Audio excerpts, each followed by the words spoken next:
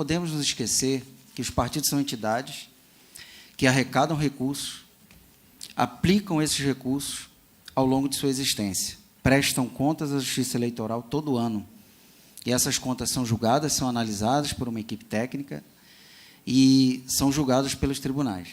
Então, não é somente na eleição que devemos olhar para o partido. Então, a proposta do financiamento de partido político aqui a ser apresentada é trazer à discussão os recursos destinados à manutenção da sede de serviço do partido. Ok? Nós vamos tratar especificamente desses recursos. Bom, a regulamentação desses financiamentos do partido político está na Constituição, no artigo 17, parágrafo 3º. A Emenda Constitucional 97, de 2017, como já foi bem falada na primeira parte aqui, trata do acesso ao recurso do fundo partidário. A Lei 9.096, de 95, regulamenta os financiamentos. E a Resolução TSE 23464 regulamenta no nível operacional a aplicação e o recebimento desses recursos do financiamento dos partidos políticos, que aplicam na sua manutenção das sedes de serviço. Bom, a origem dos recursos para financiamento do partido político destinado à manutenção dele como entidade advém ou de recursos privados ou de recursos públicos. No caso dos recursos privados, né, nós temos as doações financeiras estimáveis de pessoas físicas e de partidos. Em 2015, o STF declarou inconstitucional as doações de pessoas jurídicas. Isso acabou se refletindo na reforma, né? Então, as doações financeiras estimáveis passaram a ser exclusivamente pessoa física e de próprios partidos doando para outros. A contribuição de filiados é outra fonte de recurso privado, né, prevista estatutariamente dos partidos. Então, aqueles filiados, aqueles que se identificam com a ideologia do partido, vão lá, fazem a sua filiação e financiam essa ideia, essa ideologia, esse programa político que o partido tem a oferecer. Os rendimentos da aplicação financeira, e aqui a Justiça Eleitoral tomou um cuidado, né, de procurar vincular os rendimentos de aplicação financeira a cada origem de recurso. Então, aqui, eu tenho o rendimento de aplicação financeira dos recursos privados, do mesmo jeito que eu tenho o rendimento de aplicações financeiras de fundo partidário. Então, a Justiça Eleitoral tomou cuidado de regulamentar para que não se misturassem os recursos, a origem dos recursos. Os empréstimos também são outra fonte de recurso privado de que dispõem os partidos para manutenção de sua sede. Então, eles podem pegar empréstimo em instituições financeiras para poder coexistirem, né? Alienação ou locação de bens próprios. Então, também é uma forma de arrecadação. E aqui se tem o cuidado também de verificar a origem. Então, um recurso, um bem adquirido com recurso privado, ele volta para a fonte de origem, né, do mesmo jeito que o fundo partidário. Na realização de eventos, os partidos também podem promover a realização de eventos, né? Então, você pode promover um evento, um jantar para arrecadação de recursos privados. E sobra de campanha de candidatos, isso é outra fonte de recursos. Então, durante as campanhas, né, os recursos são injetados para o candidato, na campanha dele, o que sobrar retorna para o partido. Então, muitos partidos, principalmente coligados, financiam campanha de outros candidatos de outros partidos, e esses recursos, ao final da campanha, se sobrarem, voltam para o partido de origem do candidato. Ok? E as doações, tanto doações como sobras, elas podem ser financeiras ou estimáveis. Ok?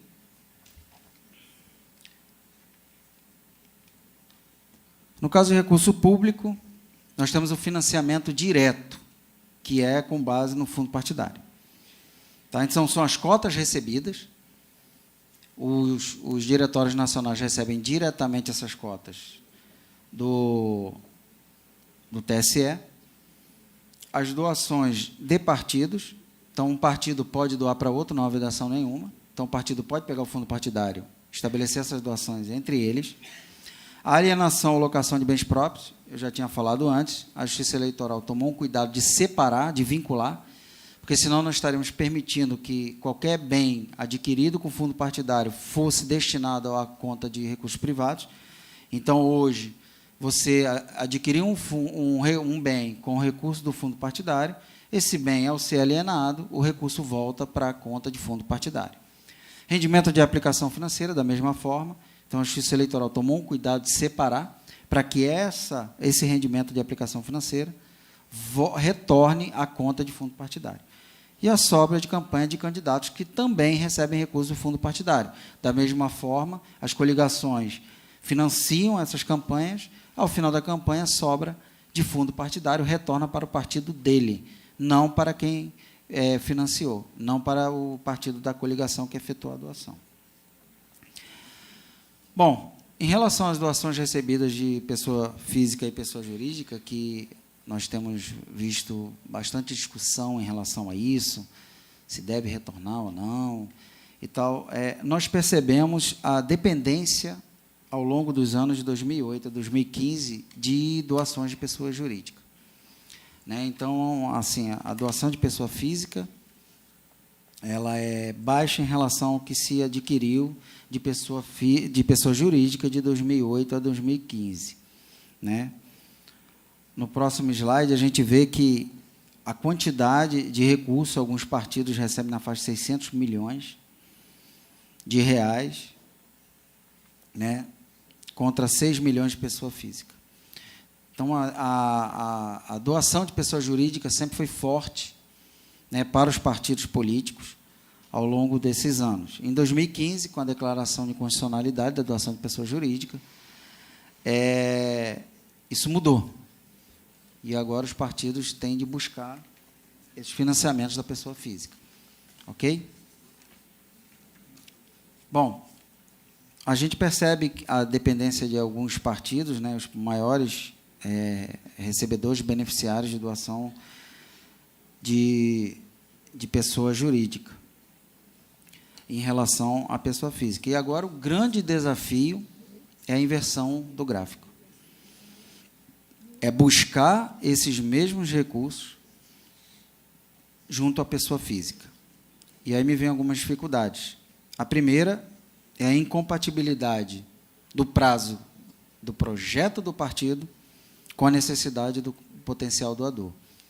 Como é que eu vou convencê-lo, como é que eu vou convencer esse potencial doador, que tem uma necessidade atual ali, oferecendo a ele um projeto, uma ideologia, um projeto político de médio e longo prazo? Como é que eu vou convencê-lo a ser meu doador? Então, é um grande desafio. O outro desafio é a própria distribuição de renda que nós temos, somada à crise econômica. Como é que eu vou convencer alguém de doar, de comprar a minha ideologia, de se convencer da minha ideologia e me fornecer parte do seu rendimento, parte do seu capital, quando esse capital poderia ser aplicado na melhoria da sua própria família? Então, são problemas que o partido tem que se debruçar, porque antes buscava-se no atacado. Eu tinha uma doação de 15 milhões, 10 milhões, 600 mil, 200 mil, de uma empresa. Eu tinha o atacado. Agora eu vou buscar no varejo como é que eu vou diluir esses mesmos 15 milhões junto à pessoa física. Outra dificuldade é justamente o que já foi falado no primeiro bloco, é a dependência de grandes doadores. Como é que o partido ele vai tratar, como é que ele vai estabelecer a proporcionalidade de representação? Como é que ele vai tratar o doador, que tem uma enorme quantia para ser doada, e daqueles pequenos doadores, pessoas físicas, pulverizados em pequenas doações? Às vezes, o partido tende a marginalizar a representação desses pequenos doadores. Então, ele pode afastar esses doadores não vão permanecer, justamente porque eu fico refém de grandes doadores. E aí a minha representação acaba maculada, porque eu fico com a representação de quem me doou, de quem me financiou uma enorme quantia, em detrimento de vários doadores. Tá? A outra grande dificuldade que os partidos têm que se debruçar é a própria crise de imagem que hoje nós temos. Resgatar essa confiança na política, resgatar, fazer com que a pessoa física volte a acreditar na política, financie, entenda aquela ideologia que o partido está oferecendo, verificar, fazê-lo entender qual é a diferença entre um e outro, por que a ideologia dele, por que a proposta política dele é melhor que a do outro partido. Então, é um grande desafio isso, resgatar isso, fazer com que os potenciais doadores realmente sejam efetivados. Bom, em relação ao financiamento de partidos, a Lei 9.096 trouxe algumas fontes vedadas, na verdade, ela já traz, e a reforma alterou algumas coisas. Então, é vedado ao partido receber, sob qualquer forma, de entidade de governo estrangeiros. A ideia é evitar realmente interferência externa na nossa política. O inciso 2 foi alterado, entes públicos e pessoas jurídicas de qualquer natureza, ressalvadas as dotações referidas no artigo 38, que é referente ao repasse do fundo partidário, e as provenientes do Fundo Especial de Financiamento de Campanha. Então, esse inciso 2 tratava de autoridades públicas, que veio a ser tratado no inciso 5. O 3 foi revogado, e a 4, entidade de classe ou sindical. Também é vedado, para evitar a interferência de determinados grupos da sociedade nas decisões políticas do partido, que eles têm grande poder de financiamento. E o 5, pessoas físicas que exerçam função, cargo público de livre nomeação, exoneração, ou cargo ou emprego público temporário, ressalvados filiados a partido político. Na verdade, ele tratava de autoridade, esse inciso trata de autoridade pública, que era previsto no inciso 2. Lá, o inciso 2 tratava somente de autoridade pública, isso aí, na norma, era um conceito jurídico indeterminado. O TSE se debruçou sobre o tema, teve vários julgados e acabou delineando o conceito de autoridade pública, que é o exercício de cargo ou função de livre nomeação e exoneração. Só que, na jurisprudência do tribunal, não havia essa ressalva quanto a afiliado. Então, a reforma eleitoral, pela Lei 13.488, trouxe essa exceção, que, na verdade, os ressalvados ressalva os filiados a partido político. Então, aqueles que exercem cargo de comissão vai poder doar. Ok? Bom, a outra forma de financiamento é o financiamento público, né? Então, diretamente, vem do fundo partidário. E aí a gente percebe, de 2008 a 2016, o crescimento, né? Nós tínhamos 170 milhões em 2008, acabamos com 819 milhões em 2016. Então, em 2015, nós tivemos o marco, né? Ele foi aumentando gradativamente. Em 2014, nós tivemos aí 365 milhões, mas em 2015 começou a discussão da impossibilidade de pessoa jurídica. Então, houve um aumento do fundo partidário, né, em 2015, em 2016 se repetiu, em 2017 também, e agora foi criado o fundo de financiamento para a campanha. Tá bom? Então, a gente percebe o crescimento da curva do fundo partidário. E a distribuição desse fundo aos partidos aí, de 2008 a 2016. Ok? Então, tem partidos que dependem muito do fundo partidário, né, os partidos maiores dependem demais. Bom, um grande questionamento aí que o pessoal faz em relação ao recurso público ou privado, a gente tem várias discussões, e é preciso realmente amadurecer, né? Nós temos várias ideias, tem defensores de todo lado, defendem que o recurso defendem o financiamento de partido com recurso público, porque entendem que realmente, com a queda da arrecadação por pessoa jurídica, o esvaziamento da pessoa física, e os partidos precisam existir sob pena da própria morte da democracia como um todo. Há quem defenda que não deve existir recurso público, porque uma vez que o partido tem acesso ao recurso público, ele não precisa se esforçar para buscar no potencial doador, para buscar, né, no cidadão, para vender a sua ideologia, para inserir esse cidadão no processo político, ele não precisa ter esse esforço, porque a existência dele já está garantida. Então, esse debate é preciso ainda amadurecer para a gente ver como é que isso vai se comportar no futuro. Bom, os novos requisitos para acesso ao fundo partidário, eu vou me permitir passar, já foi bem debatido aqui na primeira parte. Então, eu queria falar um pouquinho agora, eu tenho pouco tempo, mas vou ser breve. Eu queria trazer para vocês o papel da Justiça Eleitoral como controle externo dos partidos. Né? Então, a Justiça Eleitoral ela atua, né, como controle externo, previsão constitucional. Nós temos 2 linhas de atuação, que é a garantia a isonomia na atividade política, evitando os excessos, evitando os abusos. Então, a Justiça Eleitoral tem essa preocupação, tem essa finalidade constitucional, e nós atuamos como órgão de controladoria pública. Isso é importante que vocês entendam, né? Principalmente isso aí, ele ganha ênfase com o aumento do recurso público investido nos partidos. Então, a Justiça Eleitoral tem a responsabilidade de ser um órgão de controladoria pública para atuar junto a essa aplicação de recursos. Bom, o controle externo é exercido principalmente na legalidade e na legitimidade. Na legalidade, nós temos a visão da conformidade da aplicação dos recursos, tanto da aplicação quanto na receita recebida pelos partidos. Né? Então, a gente vai verificar, é aquela parte que a gente verifica de acordo com o critério estabelecido pela legislação, e aí a gente atua em termos da legalidade. Um outro ponto que faz parte da atuação de controle externo da Justiça Eleitoral é a legitimidade, que é a execução efetiva do serviço da aquisição de bens e a vinculação à atividade partidária.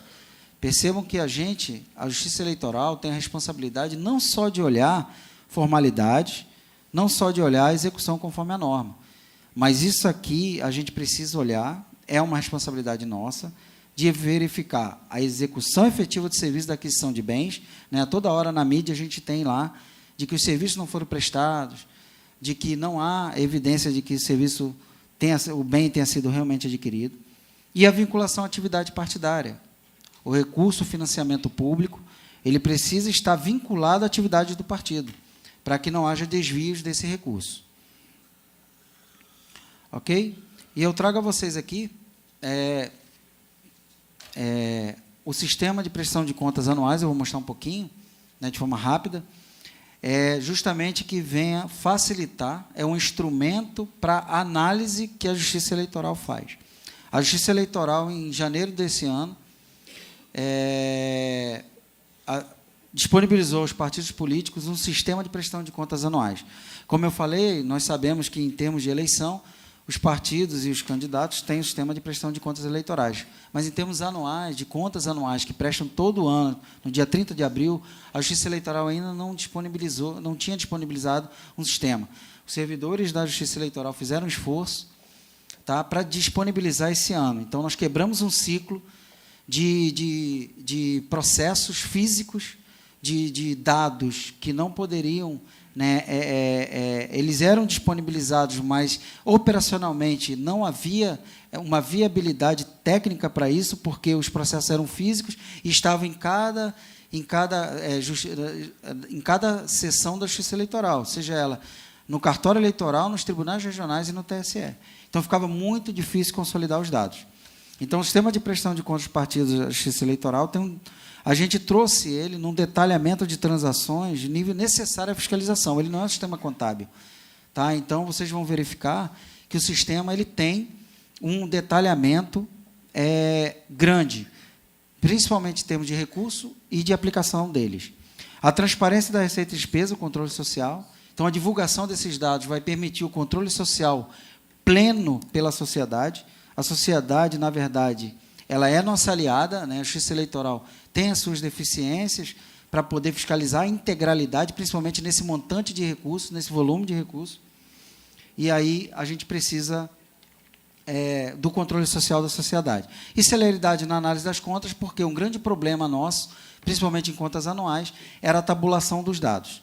Ok? E agora a gente vai tê-lo de forma online. Tá bom? Eu vou apresentar de forma rápida, o tempo está esgotado, peço desculpas a vocês. Então, esse aqui é o sistema de prestação de contas anuais. Os partidos vão prestar conta à Justiça Eleitoral por meio dele. Tá? Nós temos a parte administrativa, cadastro, contas bancárias, onde eles vão registrar. Os grandes módulos aqui são de origem de recurso e aplicação de recurso. Então, com base nesses dados, chegam à Justiça Eleitoral de forma tabulada. Isso nos permite fazer os cruzamentos necessários. Então, só para vocês terem uma ideia, né, na identificação da origem, quando ele está prestando conta à Justiça Eleitoral, ele vai dar a data de entrada, depósito, o valor, fonte de recurso, a natureza do recurso, a origem do recurso, a identificação da origem e a classificação da receita. Nós vamos ter dados do recebimento bancário, foi para transferência eletrônica ou não, os dados estarão disponíveis para a gente. No caso da aplicação de recursos, os gastos serão registrados por fornecedor, por CNPJ, tipo de documento, a data da contratação. Então, nós temos um detalhamento necessário à fiscalização. Tá bom? A gente vai ter uma classificação do gasto, ele vai detalhar esse gasto para a Justiça Eleitoral. E a gente vai ter condições de estabelecer minimamente a qualidade daquele gasto. Tá bom? Nós também temos a parte de registro de pagamento, em que a gente vai ter detalhado de onde saiu, qual foi o documento e tal. Então, esse detalhamento não é sistema contábil, é um sistema de prestação de contas e vai permitir o controle social. Bom, e aí os principais desafios, peço só mais 30 segundos, que é a melhoria na estrutura de fiscalização da Justiça Eleitoral. Como eu falei, a gente tem que melhorar a estrutura, né? A gente tem a Justiça Eleitoral aí em determinadas esferas. Nós precisamos melhorar essa estrutura e os servidores têm se esforçado cada vez mais para poder cumprir a sua missão constitucional. Ampliação de convênio com a administração pública para obtenção de base necessária à fiscalização. Então, a gente precisa do batimento. Com esses dados tabulados chegando para a Justiça Eleitoral, nós precisamos de dados para fazer o cruzamento. ênfase na fiscalização proativa, a gente está fazendo análise da legislação, verificar em que ponto ela é aberta, para a gente melhorar a qualidade da fiscalização, celeridade nas contas, que é o cruzamento de dados, então a gente precisa disso, esses dados chegam tabulados, a gente vai melhorar, e o fomento ao controle social. Hoje, com esse sistema, a gente acredita que a sociedade vai poder exercer plenamente seu direito de controle social. Ok? Então, peço desculpas aí por ter passado o tempo, tá bom? Eu queria agradecer mais uma vez a oportunidade, espero que tenha trazido aqui algum conhecimento para vocês. Obrigado.